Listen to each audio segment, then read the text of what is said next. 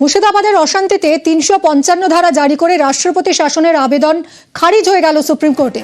Supreme court জানিয়ে দিয়েছে রাষ্ট্রপতিকে কোনো নির্দেশ দিতে রাজি নয় আদালত। কথা বলবো মৈত্রীর সঙ্গে। মৈত্রী, কি পর্যবেক্ষণ সুপ্রিম কোর্টে?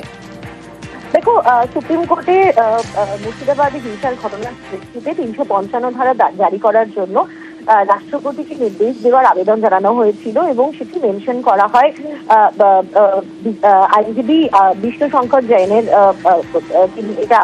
এটা মেনশন করেন আজকে বিচারপতি বি.আর. গাভাইয়ের বেঞ্চে, এবং সেখানে বিচারপতি বি.আর. গাভাই তার পর্যবেক্ষণ হলো রাষ্ট্রপতিকে বিষয়ে নির্দেশ দেওয়ার পক্ষপাতী নয় সর্বোচ্চ আদালত। তার কারণ তারা জানিয়েছে যে এর আগেই শীর্ষ আদালতে এই বিষয় নিয়ে কথা উঠেছে যে যেখানে আইনসভার যে এখতিয়ার রয়েছে সেখানে হস্তক্ষেপ করছে আদালত, সে বিষয়ে অভিযোগ উঠেছে। ফলে এই নিয়ে কোনো রকমের নির্দেশ দিতে রাজি নয় সর্বোচ্চ আদালত। প্রসঙ্গত জানিয়ে রাখতে চাইব, দেবদত্ত মাজিদ নামে এক ব্যক্তি, তিনি সুপ্রিম কোর্টের প্রাক্তন বিচারপতির নেতৃত্বাধীন ৩ সদস্যের কমিটির মাধ্যমে তদন্তের আবেদন জানিয়ে শীর্ষ আদালতের কাছে তিনি মামলা দায়ের করেছিলেন। আগামীকাল বিচারপতি বি.আর. গাভাইয়ের বেঞ্চে এই মামলার শুনানি হওয়ার জন্য নথিভুক্ত রয়েছে। কিন্তু তার আগে তার সঙ্গে সঙ্গেই পশ্চিমবঙ্গে ৩৫৫ ধারার জারির আবেদন এবং একই সঙ্গে মুর্শিদাবাদের যে আক্রান্ত এলাকা রয়েছে সেখানে কেন্দ্রীয় আধাসামরিক বাহিনী মোতায়েন করার জন্য নতুন আর্জি জানিয়ে মামলাকারীর পক্ষে শীর্ষ আদালতে মেনশন করেছিলেন বিষ্ণু শঙ্কর জৈন, এবং তার পরিপ্রেক্ষিতেই আজকে আদালতের এই পর্যবেক্ষণ। ধন্যবাদ মৈত্রী।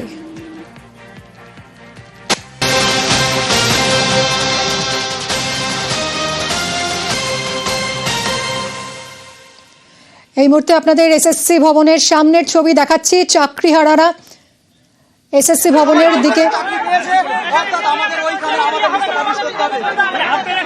ভবনের দিকে যাচ্ছিলেন। চাকরিহারা শিক্ষাকর্মীরা, তাদের আটকে দেয় পুলিশ।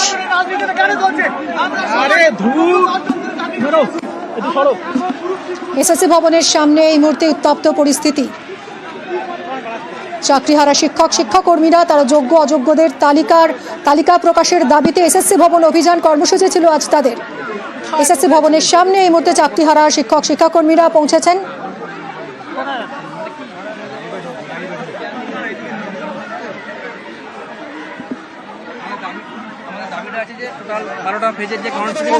আমরা এখানে অপেক্ষা করব এবং তারও আগে যাতে আমাদের সাথে কোনো টেন্টেড ক্যান্ডিডেট যেন না ঢুকে যায় তার জন্য আমরা এখানে ভেরিফাই করব, তার ডায়েরি নাম্বার দেখবো এবং প্রত্যেকটা কাউন্সিলিং থেকে একজন করে আমরা পাঠাবো এবং ভেরিফাই করে কোনো টেন্টেড ক্যান্ডিডেট এখানে ঢুকতে পারবে না। আমার নাম সদরুল আলামিন। এখানে অনেকে চলে এসছে, আমি ক্লাসে ঢুকতে পারবো কিনা সন্দেহ আছে যা দেখা যাচ্ছে। এসএসসি ভবনের সামনে এসে জড়ো হয়েছেন চাকরিহারারা। সল্টলেকে করুণাময়ী বাসস্ট্যান্ড থেকে মিছিল করেন তারা, মানববন্ধন করে রাস্তা অবরোধ করেন। এসএসসি দফতর অভিযান কর্মসূচি আজ চাকরিহারাদের। এসএসসি ভবনের সামনে পৌঁছে গেছেন তারা, পুলিশ তাদের আটকে দেয়।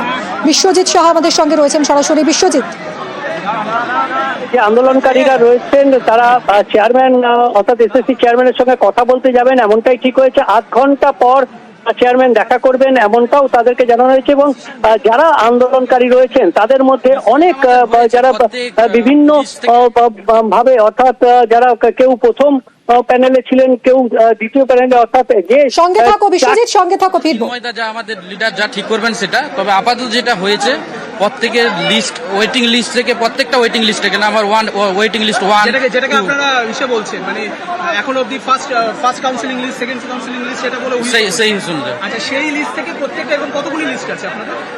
লিস্ট আপাতত 5টা লিস্ট থেকে তাহলে 5 জন যাবেন। 5 জন যাবে প্রত্যেকের, আর গ্রুপ লিডাররা যাবেন। আবার গ্রুপ লিডাররা, তাহলে সেটা মিলিয়ে কত সংখ্যা হচ্ছে তাও? 10 থেকে 12। কিন্তু প্রথমে তো একদল লোক দাবি, মানে একদল যারা রয়েছেন তারা দাবি করছেন 7 জন, কিন্তু আমাদের যেতে হবে 10-12 জন করে। তো 10-12 জন করে যেতে হবে। একটা মতবিরোধের জায়গা তৈরি হচ্ছে? না, কোনো মতবিরোধ নয়, কোনো মতবিরোধ নয়। আপনার নামটা? আমার নাম পূর্ণেন্দু দাস। পুলিশের তরফ থেকে কোনো কিছু বলা হলো আপনাদেরকে? না, এখনো কিছু বলা হয় না। কথা বলবো আবারও বিশ্বজিতের সঙ্গে। বিশ্বজিৎ, যেটা আমরা শুনলাম যে 10 থেকে 12 জনের প্রতিনিধি দল তারা এসএসসি চেয়ারম্যানের সঙ্গে কথা বলবেন এবং আধ ঘন্টা পর এসএসসি চেয়ারম্যান সময় দিয়েছেন। তুমি আধ ঘন্টা পর চেয়ারম্যান সময় দিয়েছেন এবং তাদের 10 থেকে 12 জনের একটা প্রতিনিধি দল যাবেন এবং যারা এই আন্দোলনকারী তারা চাইছেন যে যাতে যারা টেন্টেড ক্যান্ডিডেট তারা যাতে না ঢুকতে পারেন তাদের সঙ্গে, অর্থাৎ সেটা কি করে যারা বোঝা যাবে? এবং তারা সেই কারণেই তারা বাছাই করে তাদের তথ্য তালাশ করেই তারপর ভেতরে ঢোকানো হবে, এমনটাই যারা আমরা যেমন আন্দোলনকারী একজন রয়েছেন চাকরিহারা তাদের মধ্যে। শিক্ষকের অর্থাৎ বক্তব্য শুনছিলাম বিশ্বজিৎ, তিনি বলছিলেন যে কাউন্সেলিং এর যতগুলো লিস্ট বেরিয়েছিল, ফার্স্ট লিস্ট থেকে একজন, সেকেন্ড লিস্ট থেকে একজন, এভাবে 5টা লিস্ট থেকে একজন একজন করে যাবেন, সেই সঙ্গে আরো কয়েকজন যাবেন, মানে মোট 10 থেকে 12 জন এইভাবেই তারা বেছে নিয়েছেন। একদমই তাদের মধ্যে যে আন্দোলনকারী যারা রয়েছে তাদের বিভিন্ন পর্যায়ের যারা এই আন্দোলনকারী তারা যেমন রয়েছেন ঠিক সেভাবেই তারা যাবেন, অর্থাৎ যারা প্রথম তালিকা, দ্বিতীয় তালিকা, তৃতীয় তালিকা, চতুর্থ তালিকা, ইতিমধ্যেই একটা গুঞ্জন উঠেছিল যে চতুর্থ তালিকার পর যারা রয়েছেন তাদেরকে তাদের লিস্ট হচ্ছে না, এমন একটা গুঞ্জন উঠেছিল। কিন্তু সেই সব বিষয়গুলোই পরিষ্কার করার জন্য, তালিকা কি হচ্ছে সেই পরিষ্কার করার জন্যই তারা এসএসসি চেয়ারম্যানের সঙ্গে দেখা করতে চাইছেন, এবং যে এসএসসি চেয়ারম্যান তাদের দেখা করার জন্য সময় দিয়েছেন বলে তারা দাবি করছেন, এবং আধ ঘন্টা পর তাদেরকে যাওয়ার জন্য বলেছেন, এবং সেখানে 10 থেকে 12 জনের প্রতিনিধি দল যাবেন, এবং এই 12 জনের প্রতিনিধি দল তারাই বাছাই করে ঢোকাবেন, অর্থাৎ তারা টেন্টেড ক্যান্ডিডেট তারা যাতে এর মধ্যে ঢুকে না পড়েন, অর্থাৎ তাদের এই আন্দোলনের মধ্যে যারা শিক্ষক, যারা এই যে 5টি পর্যায়ের শিক্ষক রয়েছেন তারা ছাড়া যাতে অন্য কেউ না ঢুকে পড়েন, সেই সব বিষয়গুলো দেখে তারা নথি দেখে যাচাই করে তারপরেই তাদের প্রতিনিধি যাবে। এই বিষয়গুলো নিয়েই তাদের নিজেদের মধ্যেই মতানৈক্য তৈরি হয়েছে, এবং সেই কারণেই এই যে একটা ঝামেলার পরিস্থিতি তৈরি হয়েছিল। ইতিমধ্যেই প্রচুর পুলিশ ব্যারিকেড করে আছেন, বিধাননগর কমিশনারেটের প্রচুর পুলিশ সেখানে রয়েছেন, এবং এসএসসি অফিসের যে দরজা সেটা কার্যত প্রধান ফটক সেটা কার্যত একটা দুর্গের চেহারা এই মুহূর্তে নিয়েছে, এবং সেখান থেকেই আধ ঘন্টা পর তারা আলোচনায় যাবেন। এখন সেই তালিকা, যে তালিকা এসএসসি তৈরি করছে, সেই তালিকা তাদের যে আলোচনা, এই সমস্ত বিষয়গুলো এসএসসি চেয়ারম্যানের সঙ্গে আলোচনা কি উঠে আসে সেদিকেই সকলের নজর থাকবে অবশ্যই।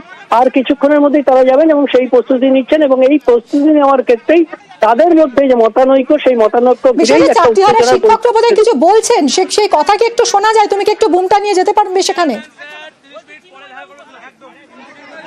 আধ ঘন্টা সময় দিয়েছেন এসএসসি চেয়ারম্যান, আধ ঘন্টা পর তিনি এই প্রতিনিধি দলের সঙ্গে দেখা করবেন বলে জানা গেছে।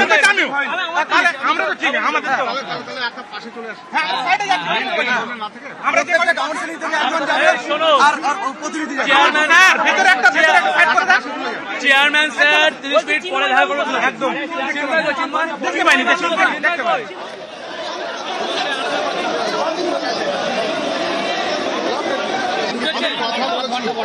আধ ঘন্টা পরে টাইম দিয়েছি।